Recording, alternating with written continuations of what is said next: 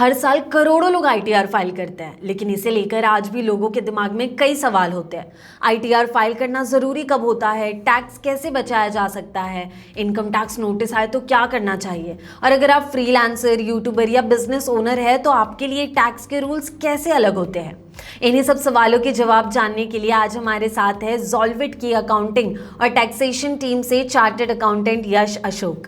जॉल्विट, जिसे पहले वकील सर्च के नाम से जाना जाता था, कंपनी रजिस्ट्रेशन से लेकर GST, income tax filing, trademark, legal compliance और अकाउंटिंग तक इंडिविजुअल्स और बिजनेसेस को कई जरूरी सर्विसेज प्रोवाइड करता है। आज हम income tax, GST, tax planning और आईटीआर फाइलिंग से जुड़ी हर जरूरी बात को सिंपल लैंग्वेज में समझने की कोशिश करेंगे।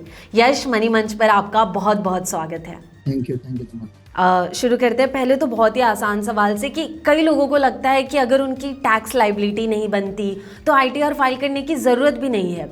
ऐसे में आईटीआर फाइल करना क्यों ज़रूरी होता है? टैक्स लाइबिलिटी इसलिए नहीं बनती होगी कि टीडीएस ऑलरेडी डिडक्ट किया होगा, बट इससे अपना टैक्स फाइलिंग की ऑब्लिगेशन खत्म नहीं हो जाती। इट्स मैंडेटरी कि अपन टैक्स फाइलिंग करें। अगर अपनी टैक्स आती भी नहीं है फिर भी टैक्स फाइलिंग करना ज़रूरी है।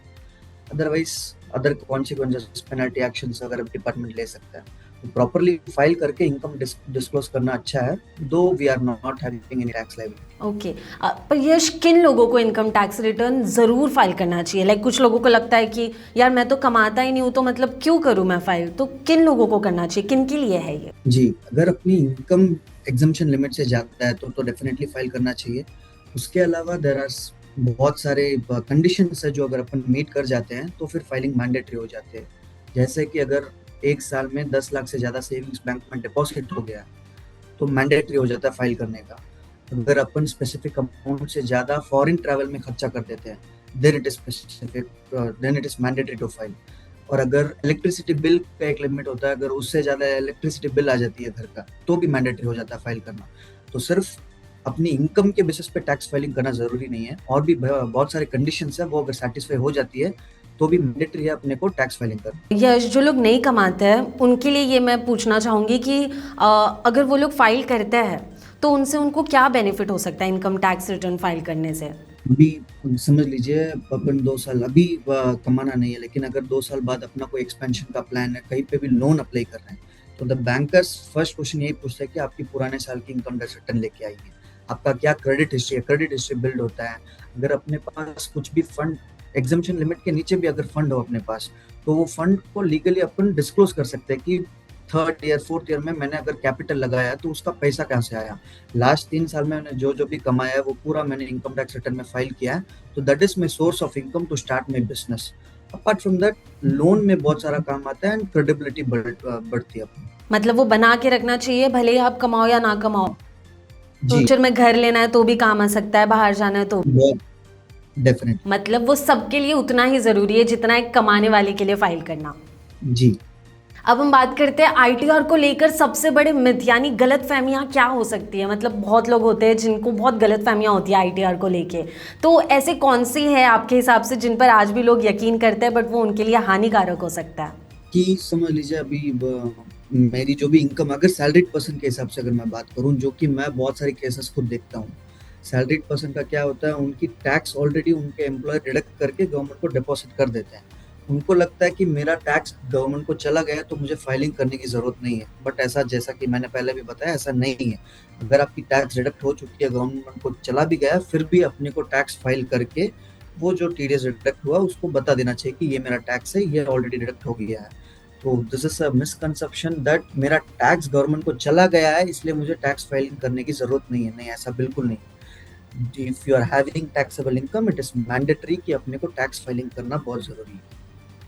ओके। फाइल नहीं करते हैं, penal actions are there which should be coming।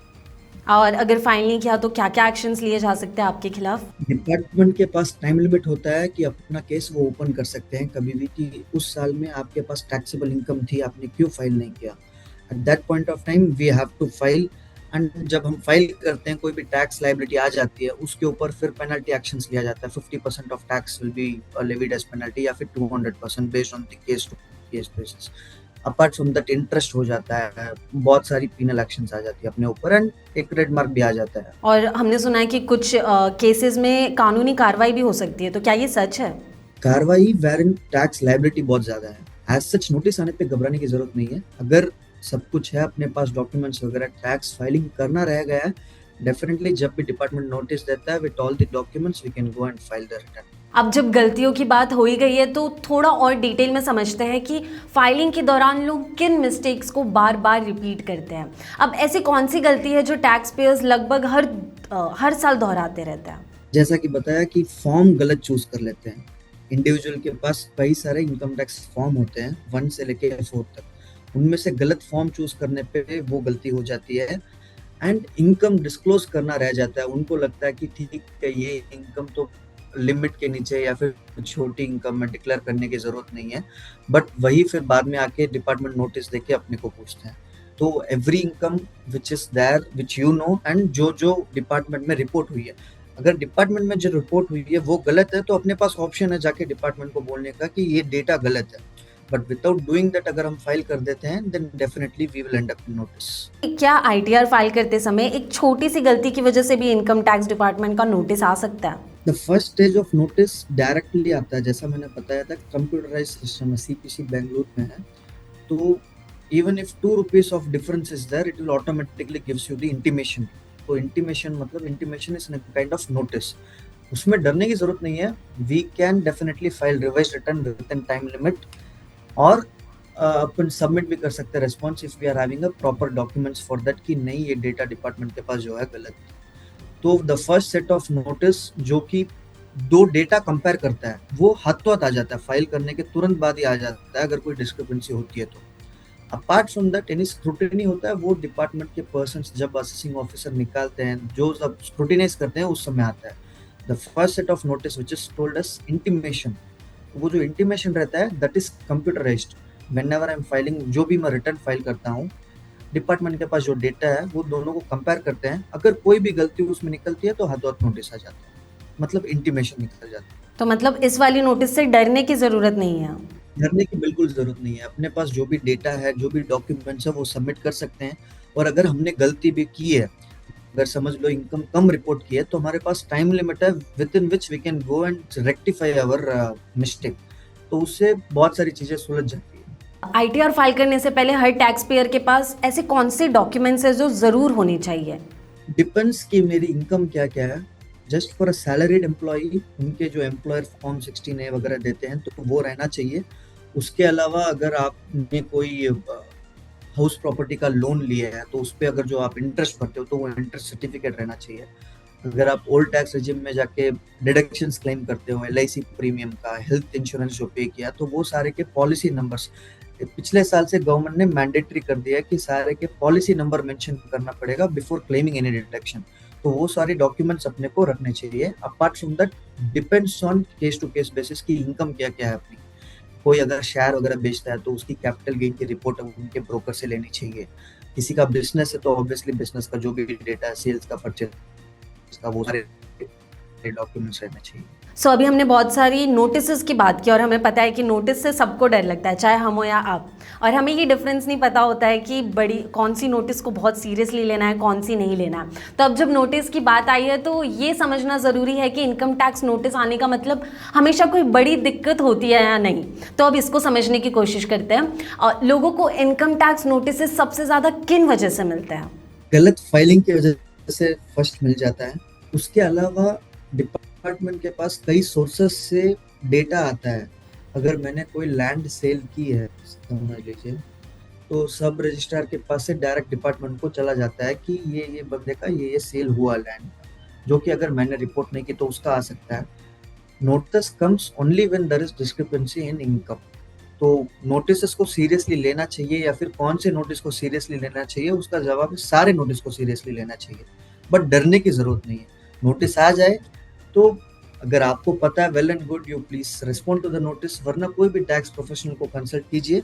They will guide you through all the processes, जो रिस्पॉन्ड करना चाहिए, क्या डॉक्यूमेंट्स चाहिए अपने को रिस्पॉन्ड करने के लिए। Never ignore any notice, because notice जब भी देते हैं तो it comes with a timeline to respond. अगर हम उसके अंदर कर देते हैं तो बहुत सारी प्रॉब्लम सॉल्व हो जाती है। Only when we breach the time to respond, then फिर प्रॉब्लम स्टार्ट होती है। Every notice should be taken care of with utmost sincerity। और नोटिस आने के बाद सबसे पहला कदम क्या होना चाहिए किसी भी इंडिविजुअल का? अगर उनको जानकारी है कि नोटिस किसकी है तो नोटिस को पढ़िए, उसमें डिपार्टमेंट क्लियरली देता होगा कि किस वजह से नोटिस आई है। अगर आपको जेन्युइन लग रहा है कि हाँ ये मिस्टेक हो गई है, तो proceed with filing the revise return और सबमिशन ऑफ डॉक्यूमेंट्स जो भी डिपार्टमेंट पूछ रहा है। अगर उतना नॉलेज या फिर उतनी अगर अपने पास नहीं है तो you please consult a professional who is there. वो आपको गाइड थ्रू करेंगे कि क्या रेस्पॉन्ड करना चाहिए। Very important thing is to respond within the time limit. वो कर देंगे तो आधे से ज्यादा प्रॉब्लम सॉल्व हो जाती है। तो इससे हमें ओवरऑल ये समझा कि नोटिसेस को सीरियसली लेना चाहिए, लेकिन डरने की ज़रूरत नहीं है। ऐसा नहीं है कि उसकी वजह से आपको डायरेक्टली अंदर डाल दिया जाएगा। आपको मतलब जी नोटिस जी का मतलब है आपको रेक्टिफाई करने का मौका दिया जा रहा है। जी जी जी। तो सीरियसली लेना है लेकिन डरना नहीं है, और रेक्टिफाई करके उसे सुधारना है। हर साल टैक्स भरना एक जिम्मेदारी है, लेकिन अगर सही प्लानिंग की जाए तो लीगल तरीके से टैक्स भी बचाया जा सकता है। अब इस पर बात करेंगे, आपसे समझेंगे कि किस तरह लीगली हम टैक्स बचा सकते हैं। तो यश, टैक्स बचाने के सबसे बड़े मौके कौन से हैं जिन्हें लोग अक्सर इग्नोर कर देते हैं? सबसे पहले तो टाइमिंग है। लोग अक्सर ईयर एंड होने के बाद आके पूछते कि टैक्स कैसे बचाया जाए या फिर कहाँ पे इन्वेस्ट करना चाहिए। Always tax planning comes within the year end. तो ईयर खत्म होने के पहले we have to see the multiple sources where we can save taxes. Multiple government schemes है जहाँ पे डिपॉजिट करने से हमको डिडक्शन मिलता है, but all this things we have to do it before the year end only. तो वो होने के पहले देयर फॉर एग्जांपल अगर ओल्ड रिजीम चूज करते हैं तो बहुत सारे डिडक्शंस है जहाँ पे अगर हम इंश्योरेंस पे करते हैं, लाइफ इंश्योरेंस हो गया, हेल्थ इंश्योरेंस हो गया, बच्चों की फीस हो गई, या फिर एजुकेशन लोन के ऊपर इंटरेस्ट हो गया, हाउसिंग लोन पे इंटरेस्ट हो गया, प्रिंसिपल रीपेमेंट, बहुत सारी चीजें हैं जो कि, और इन्वेस्टमेंट अपॉर्चुनिटीज उसमें भी बहुत सारे गवर्नमेंट मतलब mutual funds as well are there जहाँ पे अगर अपन डिपॉजिट करते हैं तो we get the tax exemption. So multiple schemes and deposits are there wherein we have to invest before our year ends to save our taxes. So, but again this depends upon case to case basis कि कौन new tax regime में जाता है, कौन old tax regime में जाता है, उसके हिसाब से। मैंने एक और चीज़ पढ़ी है कि लॉस कैरी फॉरवर्ड करके भी एक ऑप्शन होता है, तो अगर आप वो समझा सके तो अगर समझ लीजिए फाइनेंशियल ईयर 24-25 एक साल है जहाँ पे आपने कोई भी बिजनेस किया है, तो उस बिजनेस में अगर लॉस हो गया तो ये समझेंगे कि लॉस है तो टैक्स फाइल करने की जरूरत नहीं है, क्योंकि टैक्स ही नहीं आएगा तो टैक्स क्यों फाइल करें। But that is the biggest mistake. जो भी उस साल का लॉस है, समझ लीजिए 100 रुपये का लॉस है, अगर आप tax filing within the due date कर देंगे तो वो 100 रुपये का लॉस आप कैरी फॉरवर्ड कर पाएंगे। कैरी फॉरवर्ड का मतलब अगर समझ लीजिए 25-26 है अगला साल, उसमें आपके बिजनेस ने अच्छा किया, अच्छा प्रॉफिट आ गया, 200 रुपये का प्रॉफिट आ गया फॉर एग्जाम्पल, तो आपको 200 पे टैक्स भरना पड़ेगा। बट क्योंकि आपने 24-25 की फाइलिंग बरोबर की है, तो वो जो 100 रुपये का लॉस है वो आप यहाँ पे आके सेट ऑफ कर सकते हैं कि 200 की जगह आप सिर्फ 100 रुपये पे टैक्स भरेंगे, वरना 30% के रेट से 200 के ऊपर जो भी टैक्स भरते हैं अभी सिर्फ 100 रुपये के ऊपर भरेंगे, 60 की जगह सिर्फ 30 रुपये टैक्स भरेंगे। इसीलिए अगर लॉस भी हो तो जिस साल लॉस है उस साल के ड्यू डेट के अंदर अंदर अपने को रिटर्न फाइल करके वो लॉस को एक तरह के डिपॉजिट हो गया, अपना टैक्स सेविंग मेजर हो गया, ताकि अगले साल या जब भी अपना प्रॉफिट आए ये लॉस काम आ सकती है अपना टैक्स प्रॉफिट कम करने के लिए। तो ये तो एक बहुत ही इंटरेस्टिंग ऑप्शन है, मतलब हम इस तरह से बहुत बड़ा फ़ायदा कर सकते हैं। बट अगर हम डेडलाइन मिस कर दें, अगर समझिए मुझे ये वाला ऑप्शन यूज़ करना है, ठीक है, कैरी फॉरवर्ड करना है मुझे, लेकिन मेरी डेडलाइन मिस हो गई, तो क्या मैं फिर भी इसका फ़ायदा उठा सकती हूँ पेनल्टी भर के? जी नहीं, आप डेडलाइन के बाद अगर फाइल करोगे, फाइल हो जाएगी रिटर्न आपको, लेकिन वो जो बेनिफिट मैंने आपको बताया कि लॉस कैरी फॉरवर्ड करके एडजस्ट कर सकते हैं, वो नहीं मिलेगा। We will lose that opportunity of carrying forward the loss. Loss सिर्फ ड्यू डेट के अंदर अंदर फाइल करेंगे तो कैरी फॉरवर्ड होगा, वरना नहीं। अब यश, एक चीज़ को समझते हैं, जैसे अब हमारे पास दो रिजीम है, एक ओल्ड और एक न्यू, तो ओल्ड टैक्स रिजीम और न्यू टैक्स रिजीम में लोगों को कैसे फैसला लेना चाहिए कि उनके लिए कौन सा बेहतर है? केस टू केस उसमें अभी for example a person is having old tax regime में बहुत सारे डिडक्शंस देते थे, तो वो सारे डिडक्शंस को अपने को ध्यान में रखना पड़ेगा कि ये अगर मेरे लिए एलिजिबल है तो उन सबका कैलकुलेट करके दोनों में टैक्स कंपैरिजन करना पड़ेगा। मेन जो अगर आपने सुना होगा ATC का 1.5 लाख मिलता है, LIC प्रीमियम हो गया, ट्यूशन फीस हो गई बच्चों की, उसके बाद preventive health checkup of parents, health insurance, education loan के ऊपर जो इंटरेस्ट है, और एटीजी डोनेशन देते हैं हम ब्रदर, वो बहुत सारे गवर्नमेंट योजनाएं होते हैं, तो उसमें अगर अपन पैसा देते हैं तो उसका भी अपने को डिडक्शंस मिलता है। तो अगर हमारे इस साल में ये सारे डिडक्शंस हैं तो ओल्ड रिजिम में बहुत सारे बेनिफिट मिल सकते हैं, लेकिन हमारा कुछ सिर्फ we are getting the salary, nothing else, then new tax regime can be beneficial. But दोनों में एक बार कंपेयर करना पड़ेगा at the end of the year कि कौन सा हमारे लिए बेनिफिशियल है। तो वेरिन बहुत सारे डिडक्शंस एलिजिबल नहीं है, अपने पास नहीं है, मतलब we are not having much of LIC amount which we are paying, या फिर हेल्थ इंश्योरेंस का अमाउंट बहुत ज्यादा कुछ नहीं है, बहुत सब कुछ मिला के सिर्फ 10-15 हजार के अंदर है। तो फिर new tax regime will be obviously beneficial at any point of time. तो जहाँ पे अपने पास बहुत सारे डिडक्शंस के ऑप्शंस अवेलेबल हैं, जहाँ पे हमने पे किया, जहाँ पे हमने इन्वेस्ट किया टू क्लेम द डिडक्शंस, वो सब कुछ है, तो old tax regime always beneficial for us. मतलब अगर हमारे पास ज़्यादा डिडक्शंस है तो ओल्ड वाला हमारे लिए बेहतर है, जी जी जी। और अगर हमारे पास ज़्यादा डिडक्शंस नहीं है और हमें इजीली बस फाइल कर देना है तो न्यू टैक्स रिजिम में टैक्स मोस्टली कम आता है। अच्छा, अब चलते हैं अपने अगले सवाल पर। क्या फाइनेंशियल ईयर खत्म होने के बाद भी टैक्स प्लानिंग की जा सकती है? Again for a salary person इतना कोई ऑप्शंस अवेलेबल नहीं, तो we can't do anything after the financial year ends. For business peoples, those who are carrying on business and those who are declaring under PGBP income, definitely उनके पास थोड़े options available रहते हैं, but very limited, that too until otherwise financial year खत्म नहीं होता, we are having plenty of options, but once it ends the options get reduced to a very little one, and salaried person के लिए बहुत बहुत कम हो जाता है। यश, अब उस सेक्टर की बात करेंगे जो आजकल इस जनरेशन में बहुत उभर के सामने आ रहा है। तो आज सिर्फ सैलरीड एम्प्लॉयज़ ही नहीं है, बल्कि यूट्यूबर्स, फ्रीलांसर्स और कंटेंट क्रिएटर्स की संख्या भी तेज़ी से बढ़ रही है, लेकिन टैक्सेशन के रूल्स उनके लिए भी उतने ही ज़रूरी है। तो अब उनके बारे में कुछ समझते हैं। यूट्यूबर्स और इन्फ्लुएंसर्स को अपना इनकम टैक्स किस तरह फाइल करना चाहिए? उनका वो बिजनेस में माना जाएगा, they will be treated as business people, and business के अंडर जो भी ITR 3 और 4 का फॉर्म है उसके अंदर फाइल कर सकते हैं। But again they are also mandatorily required to file the income tax return provided their limit is exceeding the basic exemption tax. अच्छा, तो किस इनकम लेवल के बाद क्रिएटर्स को जीएसटी के बारे में सोचना शुरू कर देना चाहिए? जीएसटी का थ्रेशोल्ड लिमिट ऐसे 20 लाख का है फॉर सर्विस, और गुड्स अगर करते हैं तो 40 लाख का है। तो when we are breaching the 20 lakhs का limit, mandatory for us to get GST registered।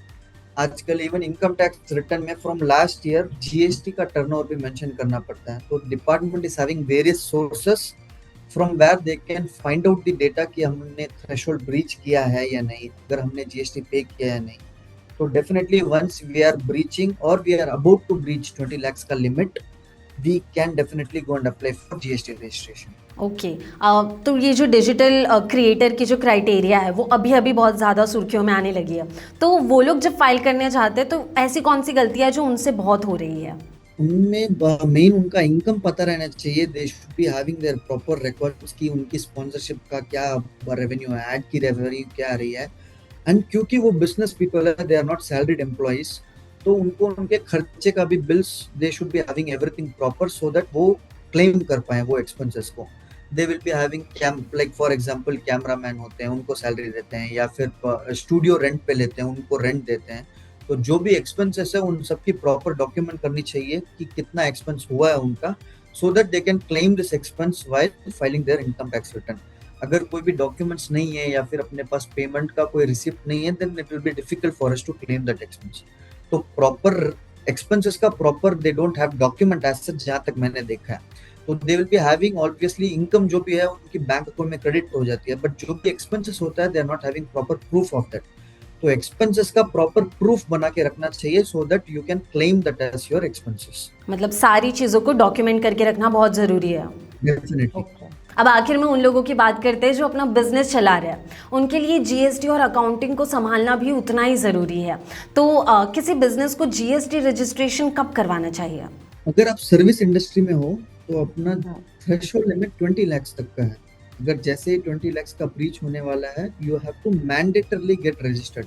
But कई कंपनी ऐसी होती है कि before even they start their sales they get registered under GST, क्योंकि मुझे कोई भी अगर एमएनसी कंपनी से मेरे को टेंडर चाहिए, मेरे को अपना वेंडर वहाँ पे अप्लाई करवाना है, तो they ask this GST registration as their supporting document.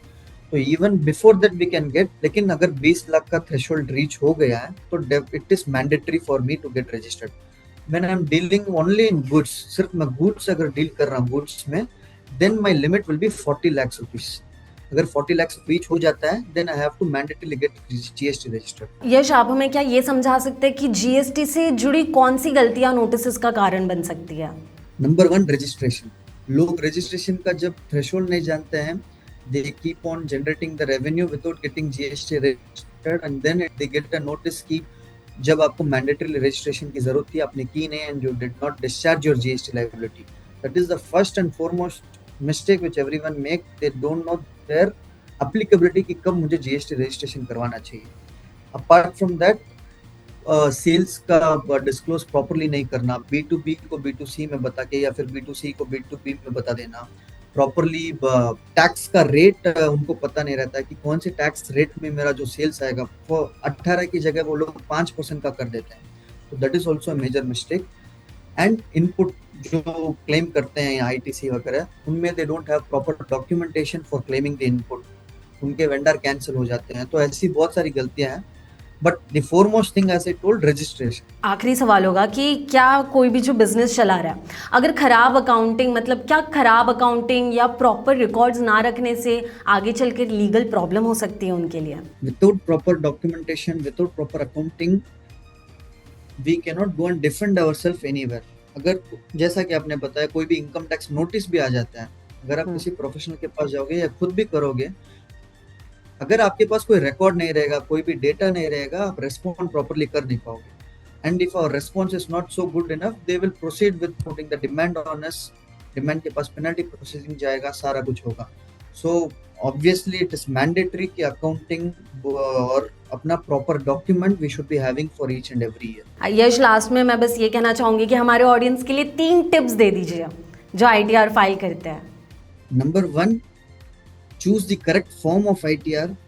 Number 2, do not ignore any mails you receive from the departments once you file. जैसा मैंने बताया था, सब कुछ computerized है, तो once you file the return, within 1 week you can expect any of the intimation from the department. वो अगर प्रोसेसिंग हो गया है फेवरेबल या फिर पॉजिटिव मेल भी हो सकता है, या फिर आपने कोई गलती की उसको सुधारो, वो मेल भी हो सकता है। So you should not be ignoring that email. Number 3, when you're not so sure how to file, what you should be filing, or what are the disclosure which you have to give in the income tax return, consult a professional.